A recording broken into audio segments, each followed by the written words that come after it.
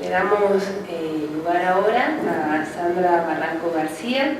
Ella es pasante de la Maestría Gobierno y Asuntos Públicos, es egresada de la Licenciatura de Relaciones Internacionales de la Facultad de Ciencias Políticas y Sociales y tiene 10 años de experiencia en la administración pública, en la Secretaría de Relaciones Exteriores y los consulados en El Paso y Puerto Rico.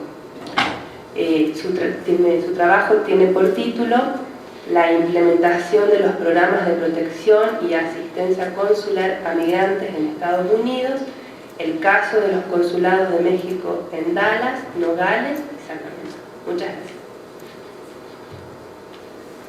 Gracias, buenos días.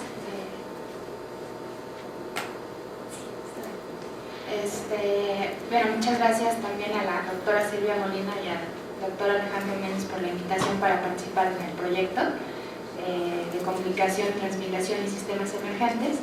El trabajo que se presenta hoy forma parte de este PAPIT, bajo la hipótesis: a medida que la transmigración se consolida y empodera, se refuerzan los vínculos con organizaciones e instituciones no emergentes en la sociedad receptora y en la emisora.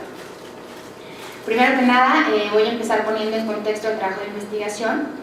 En el marco de las transformaciones de la administración pública que surgen alrededor del mundo después de 1970, la labor tanto de protección como de asistencia consular que llevan a cabo todos los consulados de México en Estados Unidos son funciones de gobierno de gran relevancia e impacto en la población objetivo que atienden. Estas funciones generan una interacción entre instituciones gubernamentales y con organizaciones de la sociedad civil tanto en México como en Estados Unidos. Y el resultado de esta interacción genera importantes beneficios para los migrantes mexicanos indocumentados. Dentro de la administración pública, esta interacción se puede observar desde un enfoque de red que le da sentido a la complejidad que se genera alrededor de una política o programa gubernamental, ya sea en su diseño o en su implementación. De acuerdo al LIC, las redes en la administración pública se caracterizan por un alto grado de interacción y en estas estructuras de red existen vínculos verticales y horizontales. En Estados Unidos ahorita hay 50 representaciones consulares de México que abarcan todo el territorio estadounidense para atender a una población de 11 millones de migrantes indocumentados, de los cuales son 11 millones de migrantes y 6.7 son indocumentados. En el trabajo que se presenta hoy se analiza la interacción horizontal y vertical en la implementación de los programas de protección. La interacción horizontal se refiere a la comunicación entre el personal de los consulados y el público usuario, las instituciones gubernamentales estadounidenses y las organizaciones no gubernamentales de apoyo a los migrantes. Y a su vez, la interacción vertical se refiere a la comunicación entre los consulados y las oficinas centrales de la Secretaría de Relaciones Exteriores. En la parte horizontal tenemos lo que es el Departamento de Seguridad Interna, las organizaciones de la sociedad civil, como pueden ser los albergues de migrantes en la frontera o albergues para víctimas de violencia doméstica al interior de Estados Unidos. El Departamento del Trabajo también juega un papel en el nivel horizontal, los medios de comunicación también, y el Departamento de Justicia por las visitas a cárceles que llevan a cabo los consulados para atender a la población mexicana. Los objetivos de este trabajo son determinar qué factores inciden en los patrones de densidad en esta interacción, así como describir las características estructurales de esta red para poder identificar nuevos elementos que permitan mejorar los programas y el desempeño gubernamental. La pregunta de investigación es ¿qué factores inciden en los patrones de densidad? Y una posible respuesta puede ser que el factor tiempo, el espacio y el movimiento inciden en estos patrones. La ponencia de hoy consta de 4 secciones. En la primera se va a presentar el método y las técnicas de investigación. En la segunda, las dimensiones y propiedades del concepto de protección y asistencia consular. En la tercera, se presentan las características estructurales de la red para finalmente compartir con ustedes algunos de los hallazgos. Y finalizamos con algunas reflexiones sobre los vínculos que genera el fenómeno migratorio con las instituciones gubernamentales y con las organizaciones de la sociedad civil. Los hallazgos de este trabajo forman parte de la investigación que se realizó de agosto de 2012 a julio de 2014 para desarrollar la tesis de maestría, la toma de decisiones sobre el presupuesto de protección, una propuesta para su evaluación. Esta investigación contó con el financiamiento del programa de posgrado en Ciencias Políticas y Sociales de la UNAM. El método que se utilizó fue el método de análisis diseñado en 1977 por los sociólogos franceses Michael Brossier y Erhard Friedberg, en la obra El actor y el sistema, las restricciones de la acción colectiva, un método que se denomina análisis estratégico. Las técnicas de investigación fueron de corte cualitativo. Vamos a regresar, ¿no? Se llevaron a cabo 28 entrevistas semiestructuradas y de corte narrativo, y se realizaron ejercicios de observación participante en 3 consulados de México durante 5 días. Los consulados de México que se eligieron para llevar a cabo las visitas fueron el de Dallas, el de Nogales y el de Sacramento. La elección de la muestra se llevó a cabo con el objetivo de analizar las diferencias en la implementación de los programas en frontera, que sería el de Nogales, en un consulado con un rendimiento irregular en las labores de gestión pública, que es el de Dallas, que tiene una circunscripción bastante amplia, es toda la mitad del estado de Texas, la parte norte, y en un consulado que tenía un nivel importante de eficiencia en sus labores de gestión y con una participación muy activa por parte de su cónsul titular. El trabajo de campo en cada representación consular consistió en llevar a cabo entrevistas al personal contratado localmente y asignado a los departamentos de protección, al personal del Servicio Exterior Mexicano, encargado de administración y protección, a los cónsules adscritos y titulares, y aquí en la Ciudad de México se entrevistó a los directores generales adjuntos de protección a mexicanos en el exterior y de políticas de protección en la Secretaría de Relaciones Exteriores. Las entrevistas se basaron en la opinión de los actores sobre las limitaciones al desarrollar su trabajo, sobre la coordinación institucional, sobre las relaciones con las autoridades, sus satisfacciones y decepciones en el ámbito laboral, así como sus planes a futuro. Una vez que se recabaron todos los datos en campo, el análisis se realizó mediante el programa de análisis cualitativo Atlas-T, y las herramientas que integran el programa permitieron llevar a cabo la codificación abierta y axial que caracteriza las investigaciones de corte cualitativo. Es esa. En primer lugar, se llevó a cabo el análisis de las entrevistas por medio de la función examinador de palabras, que es una función que extrae todas las palabras que están en las entrevistas, en las 27 entrevistas, y hace un conteo para ver los patrones de repetición. Esta herramienta permite observar la frecuencia de repetición de las palabras y descubrir conceptos adicionales a los planteados al inicio de la investigación. Durante este proceso de análisis también se descubrieron las características de la labor de protección, los principales problemas que enfrentan los migrantes, el grado de carga emocional que implica el trabajo de protección y asistencia consular, así como el papel de las variables tiempo, espacio y movimiento en la implementación de estos programas.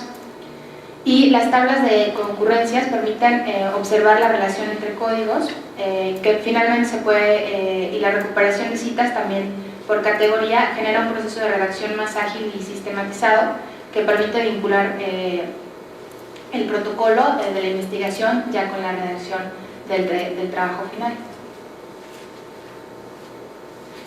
El primer hallazgo de la investigación fue poder observar a partir de esa tabla en la que empezaron a surgir muchas palabras de los entrevistados sobre ellos, qué pensaban que era la protección y asistencia consular.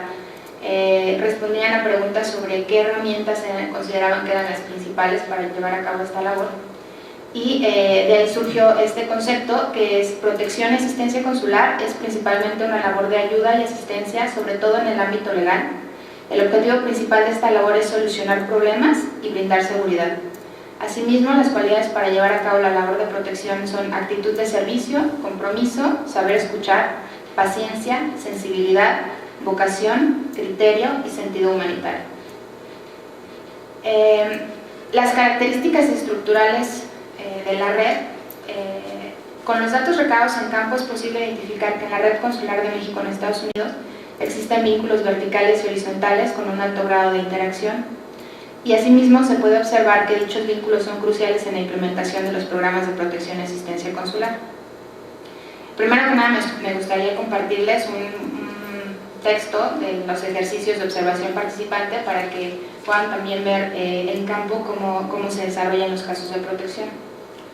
Es un relato de un día en el consulado en Nogales. A las 8:45, el cónsul alterno y uno de los empleados locales salen hacia Sonora en la camioneta del consulado. Es miércoles y toca visitar el comedor de la Iniciativa Quino para la Frontera, IAP. Después de cruzar la frontera llegan al comedor, en donde hay ya una fila de migrantes esperando para pasar a tomar su desayuno. Esta es una organización católica. El padre recibe a los migrantes en la entrada y las hermanas les dan una explicación sobre lo que hace el comedor. Después de ver un video sobre los derechos de los migrantes, se les sirve a todos la comida. En la cocina hay 4 o 5 voluntarios preparando los platos, mientras que 4 ciudadanas estadounidenses reparten el desayuno. Todos ellos son voluntarios. El comedor se ubica al aire libre y está cubierto por una estructura de metal y láminas. Hay 4 mesas muy largas con 2 bancas corridas a cada lado. El lugar está decorado con papel en verde, blanco y rojo. En las bancas están sentados alrededor de 40 migrantes entre hombres y mujeres. El padre hace una oración y les pide dar gracias. Algunos migrantes hablan en voz alta y dan gracias por tener salud, por el dolor que los fortaleció mientras estuvieron presos y por su familia. Desde la entrada se observa una pequeña bodega con ropa que al final se obsequia a los migrantes. En el comedor también están 5 personas originarias de Francia y Bélgica. Ellos están realizando un documental sobre el impacto que tienen en los migrantes el muro de metal que divide la frontera. De forma espontánea, una voluntaria colombiana que trabaja con una ONG se acerca y me comenta que este consulado es excepcionalmente bueno. El cónsul alterno inicia su plática sobre los servicios que da el consulado, mientras que el personal de apoyo toma video y espera en la puerta. Una vez que terminan de desayunar los migrantes, salen y empiezan las entrevistas con el personal del consulado. Cuando se levantan las solicitudes económicas de apoyo para aquellas personas que quieren regresar a sus casas, el personal regresa al consulado en Arizona para armar todos los expedientes y este proceso toma alrededor más o menos de 2 horas. Por la tarde, los empleados locales le informan al cónsul que ya tienen todo listo y se le da un promedio del dinero que se necesita para poder apoyar a todos los migrantes que lo solicitaron. Una vez que se autoriza la erogación, todo el proceso interno y de que se tiene ya registrado en el sistema que conecta con México para atender los casos de protección, todos los casos se tienen que registrar ahí. Una vez que ya se hizo este proceso, por la tarde los empleados locales y el cónsul salen nuevamente hacia Sonora en busca de los migrantes. Llegan a uno de los albergues en donde pernoctan, forma parte de esta iniciativa Aquí No Para la Frontera. El traslado se realiza en 2 camionetas porque son 16 migrantes. Al llegar al albergue suben a los migrantes a las camionetas, todos traen sus pertenencias, están ya bañados y cambiados y su expresión refleja más tranquilidad a diferencia de la mañana. La diferencia es enorme de verlos en la mañana cuando no saben si van a poder regresar a su casa y no saben qué es lo que van a hacer ahí en frontera, a cuando ya saben que van a tener dinero para poder comprar el boleto de autobús y poder regresarse a sus casas. En el trayecto van platicando de las manualidades que realizan con material reciclado durante su estancia en la cárcel y muestran ejemplos de sus trabajos como anillos y rosarios.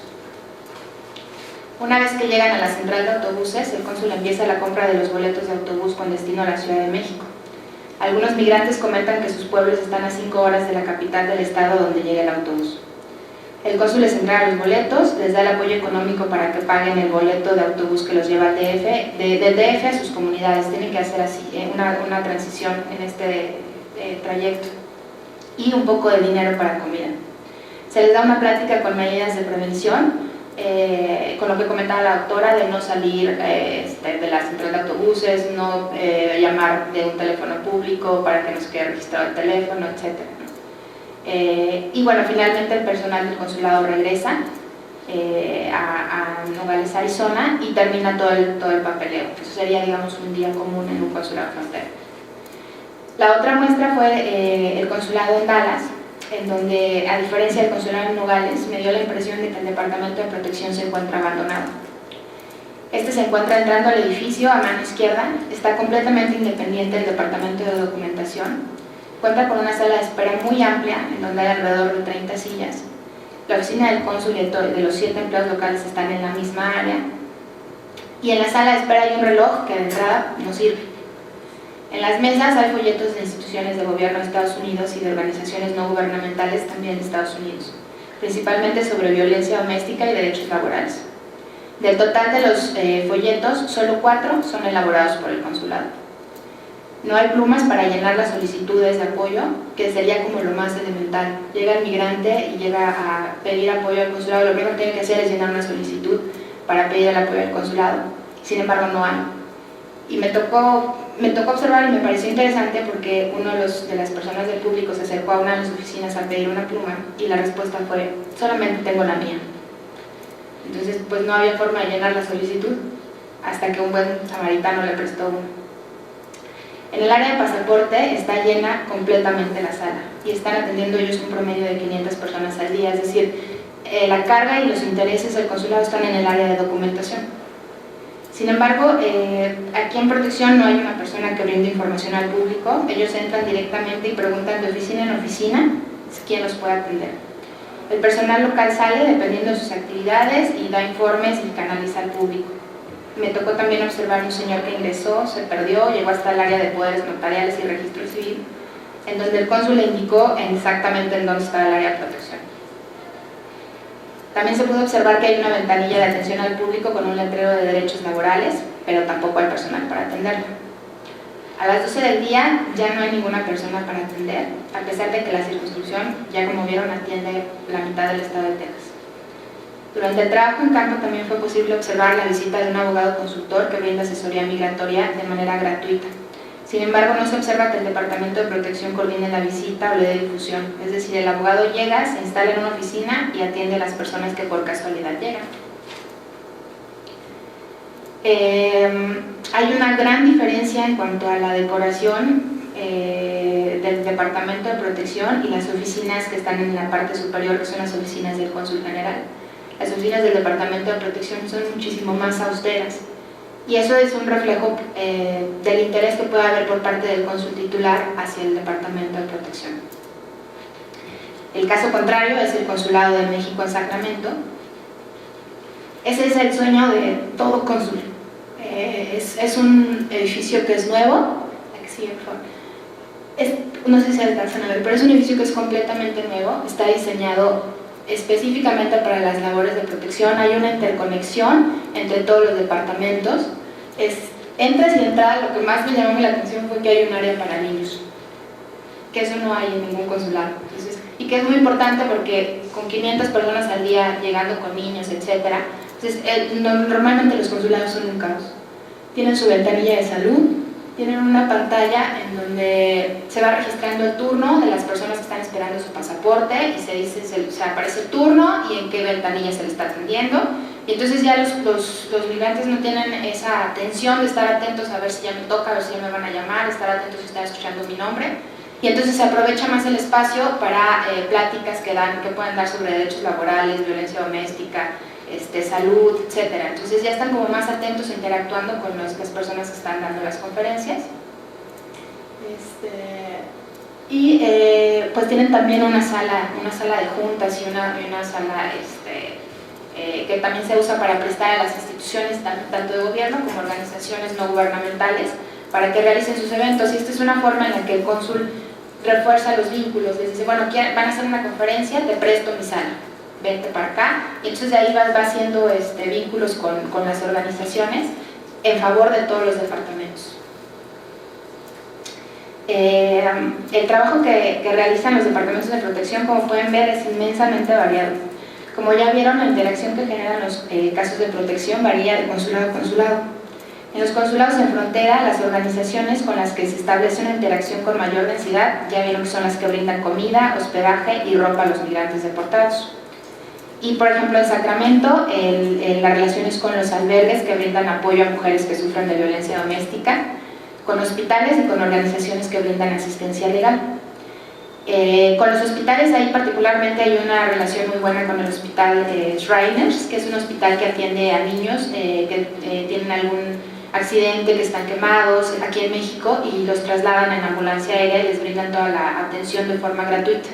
El consulado siempre se acerca con el hospital y hay una conexión entre el familiar del paciente, la familia en México y el consulado.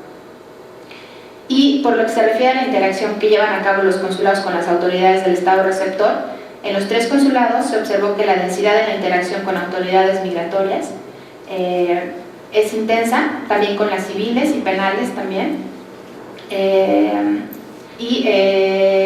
Toda esta interacción es en beneficio de la labor de protección que se lleva a cabo para los migrantes.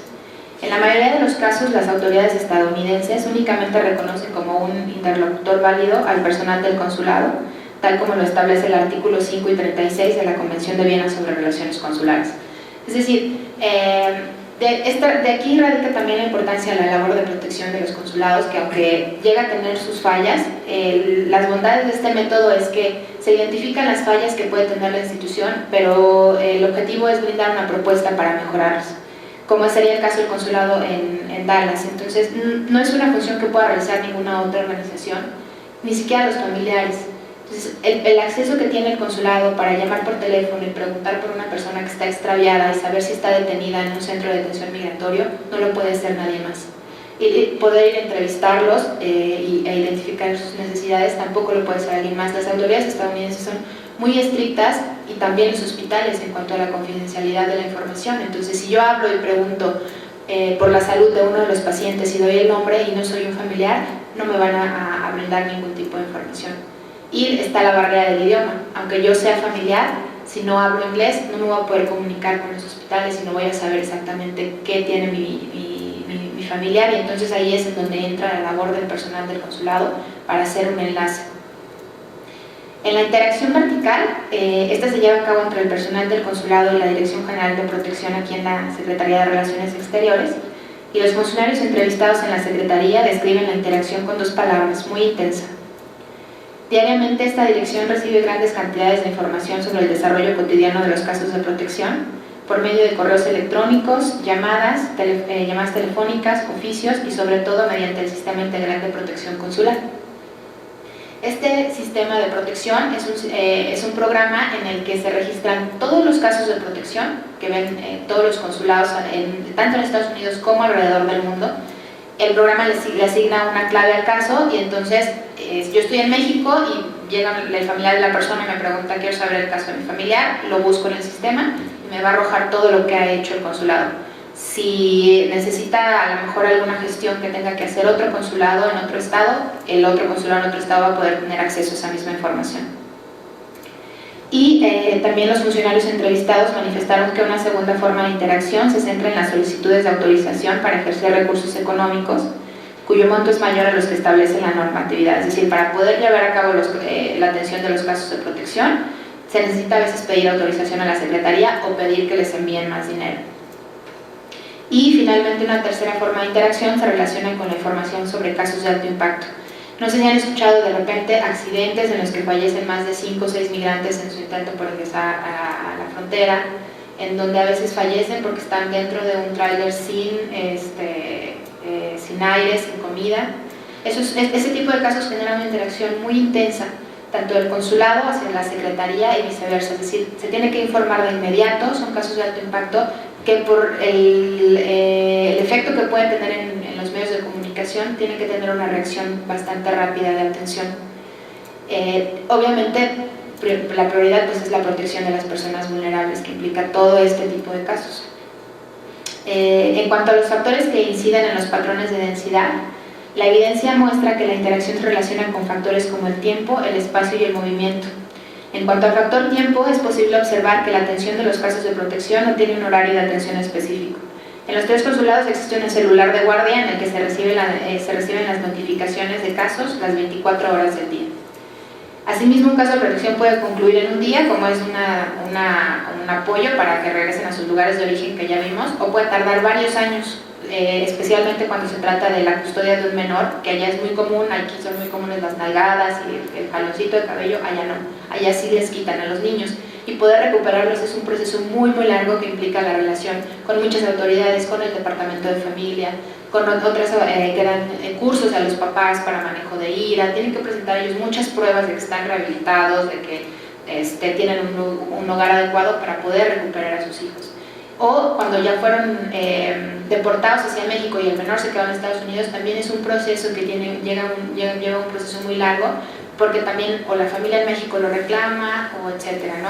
Cuando estuve allá me tocó un caso en Sacramento, en donde hubo un accidente automovilístico y falleció una familia casi completa, que solamente sobrevivió un menor de 6 años, y fallecieron los 2 papás, la mamá embarazada y 2 hermanitos. Entonces, Es un solo caso cuya complejidad implica el traslado de restos a México, una demanda por la parte civil de la persona que tuvo la culpa del accidente, implica asistencia legal de abogados con los que tiene relación el consulado, la custodia del menor que quedó y que quedó ahorita, pues están los padrinos que quieren la custodia, está el hermano de uno de los fallecidos que quiere la custodia y los abuelos en México que también quieren la custodia. Y entonces el consulado tiene que hacer esta interacción entre, a veces llevar audiencias a través de videoconferencias, a veces gestionar los boletos de avión para que los abuelos puedan viajar a Estados Unidos y estar presentes en el proceso. En este caso el juez decía, quiero aquí por la naturaleza y lo delicado del caso, y también por lo que implica una indemnización hacia el menor, el dinero que implica que va a recibir el menor por lo que pasó. Y entonces el juez dice, quiero ver aquí a los tres, y tienen que traer a la familia en México, se le hace la gestión de la visa, la gestión de los recursos los paga el consulado. Entonces es un mundo impresionante el que existe dentro de los consulados. Y bueno, por otra parte también está la interacción que se lleva a cabo de acuerdo a las características de la circunscripción. Todo varía. En Nogales son de tránsito, los migrantes que están siendo deportados, incidentes con arma de fuego, hay mucha violencia. Los casos involucran cruzar, ya vieron, hasta 2 o 3 veces al día la frontera. En comparación con los consulados del interior, en donde las características pues también varían, ¿no? En el consulado de Texas es una circunscripción en donde hay muchas cárceles, entonces el consulado también hace mucho trabajo de ir a visitar a las personas que están detenidas y ver qué es lo que necesitan, si tienen una buena defensa legal, a veces algunos se quejan de que no les dan asistencia médica, etc. Y bueno, finalmente, este movimiento que les digo que caracteriza a Protección, que también se relaciona con las visitas a las cárceles, a los hospitales, centros comunitarios, iglesias y escuelas ubicadas dentro de la circunscripción. La red consular de México, ya para finalizar, es posiblemente uno de los esquemas de red dentro de la administración pública en donde se requiere desarrollar una mayor cantidad de vínculos para implementar las políticas y programas gubernamentales. Los factores tiempo, espacio y movimiento inciden en la forma en que el nivel de intensidad en la interacción, sobre todo en la horizontal. Y las interacciones horizontales y verticales son cruciales para la implementación de los programas. Al comparar la interacción en los 3 consulados, se pudo observar que la cercanía del personal del servicio exterior con el área operativa incrementa de forma considerable esta comunicación. Es decir, en Sacramento, en donde el cónsul está muy interesado en el Departamento de Protección, hay mucha más interacción, los vínculos son más fuertes, hay más organizaciones con las que se trabaja, se desarrollan programas muy interesantes como el de ayuda a los jóvenes que puedan ahorita acceder a la reforma de DACA, que es un beneficio migratorio que les da un permiso de trabajo y les suspende temporalmente si es que tienen ellos una orden de deportación. Y el consulado, lo que a veces se enfrentan estos jóvenes y estos niños es que los migrantes se van sin documentos, entonces no tienen un acta de nacimiento y para poder hacer el trámite necesitan una identificación.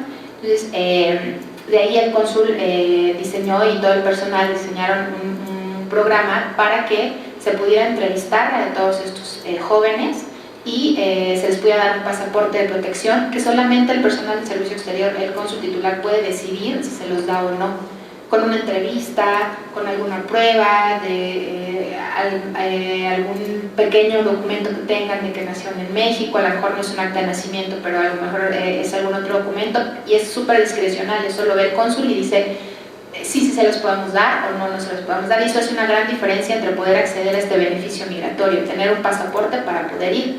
Ya una vez que tienen el pasaporte, el cónsul les dice, ahora sí, vayan con los abogados de migración que tiene el consulado, y si ven que son jóvenes de bajos recursos y que les cuesta trabajo hacer este programa, porque este registro que se hace en línea es muy sencillo, el consulado les paga todo el trámite con los abogados. Y bueno, finalmente quisiera compartirles algunas citas de entrevistas pues que muestran un poco la labor de la importancia de protección desde el punto de vista de lo que hacen los actores. Una de las entrevistadas comentaba, siempre me acuerdo de esa señora, su esposo estuvo a punto de prenderla con gasolina. Y la señora el primer día dice: yo no quería venir, mi hermano me trajo a la fuerza, agachada toda la entrevista. Y el último día me dice: conseguí trabajo, ya tengo departamento, ya tengo todo. ¿Qué estaba haciendo? Muchas gracias, la abogada me da muchas esperanzas de una visa U. Te agradezco con todo el alma lo que has hecho. Y siempre se me va a quedar esa señora, comentó Graciela. Otro de los empleados locales comentaba: una vez una persona habló y andaba buscando a su hijo. Lo buscó en otros consulados de aquí mismo de Arizona y no lo encontraba. Y todo fue por teléfono. Se oía en la voz de la persona una preocupación que no te puedas imaginar, de tanta angustia. Total, que ya hicimos la tarea que todos los consulados debemos hacer y salió el chavo. Salió que estaba detenido en Tucson, Arizona. Se le habló al señor y se le dijo: ¿sabe qué? No podemos hablar directamente ahorita con él, pero se encuentra aquí. Y el papá lo único que quería saber era dónde estaba su hijo. Después de 2 semanas el chico salió. Me tocó a mí repatriarlo como eso de las 5:30 de la tarde, menor de edad. Se entregó al DIF y pues el DIF ya trabaja de manera diferente y lo mandaron hasta Querétaro. En una entrevista con Vladimir de Nogales nos comentó que la satisfacción de la gente es lo más importante para ellos.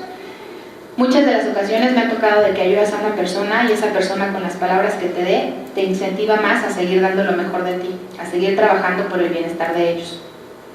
Graciela también comenta el hecho de que las personas son súper agradecidas, de que a veces hasta te invitan a sus fiestas familiares o el simple hecho de que tú les cambias la vida totalmente.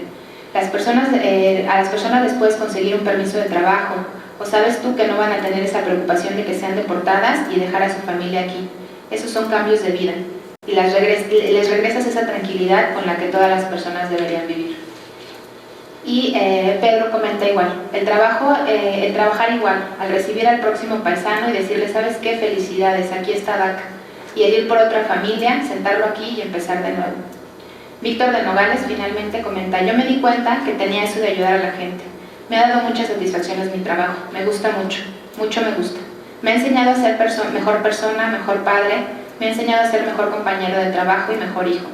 Y este departamento es uno de los departamentos que te invita a aprender todos los días. Es un departamento que todos los días es diferente, todos los días te enseña algo nuevo, todos los días ves situaciones delicadas.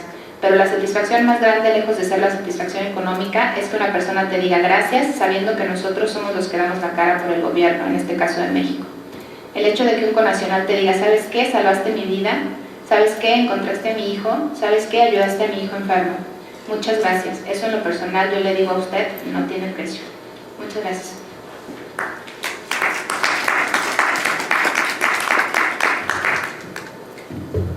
Muchas gracias.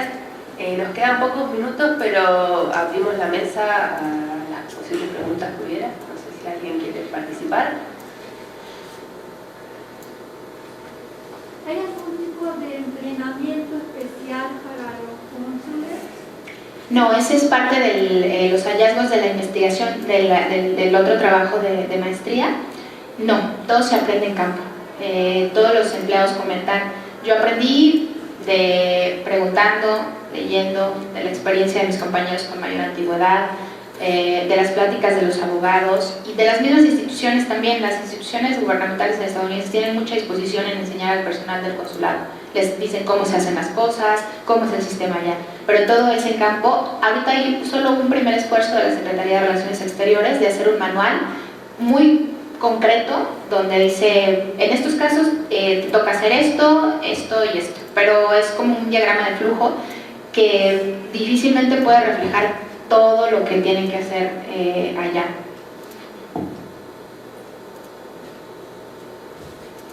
Bien, relativo a eso, me tocó ver casos del consulado de Nueva York. Había ahí un cónsul, Sidler, que trabajaba muy bien con la comunidad mexicana. Después llegó una cónsul con tacones bien hechos. Te puedes imaginar el perfil, que llegaba así todos los días con modelos al consulado. Las reuniones, incluso para las fiestas patrias, ella las hacía con sus allegados, en un grupo de 4 o 5 personas importantes allá, en un piso del consulado, y en otro estaban las organizaciones sociales que se les notaba. Eso plantea que en realidad no hay una norma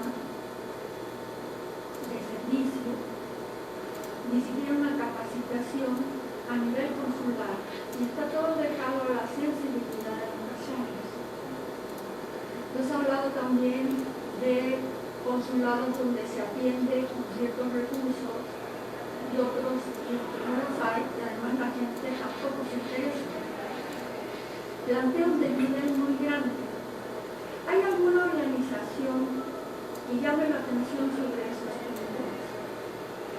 No, hay pocos trabajos sobre la labor de los consulados, pues porque todo el proceso que se lleva a cabo dentro es de difícil acceso, es difícil conocer cómo se realizó el proceso y si se hizo de forma adecuada o no. La labor de protección, su naturaleza es así, discrecional, porque un caso difícilmente se puede reglamentar, porque siempre eso dejaría más vulnerable a la persona. Si mi norma dice que no le puedo dar, por ejemplo, a estos jóvenes que buscan ese pasaporte, si la norma dice no le puedo dar el pasaporte porque no tiene su acta de nacimiento, pues ya se quedó sin la posibilidad de regularizar su estancia. Entonces, esa es la nobleza de la labor de protección, que el factor de discrecionalidad, de decisión que tienen los cónsules, hace una diferencia en la vida de una persona. Y efectivamente se requiere de más investigaciones académicas que puedan mostrar qué es lo que hay detrás de los consulados y qué se requiere mejorar. Como les decía, este es un método que va más allá de lo que podemos ver por fuera, que podamos decir, sí, esto está mal,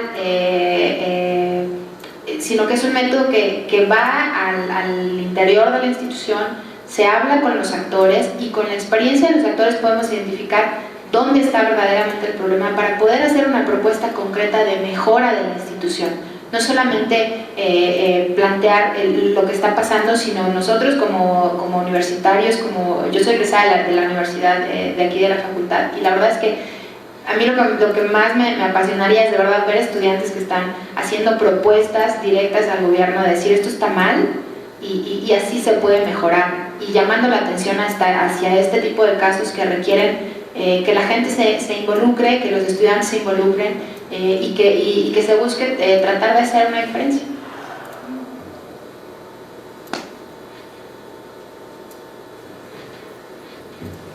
Bueno, muchísimas gracias. Cerramos si nadie tiene otra consulta y pasamos al siguiente trabajo. Muchas gracias.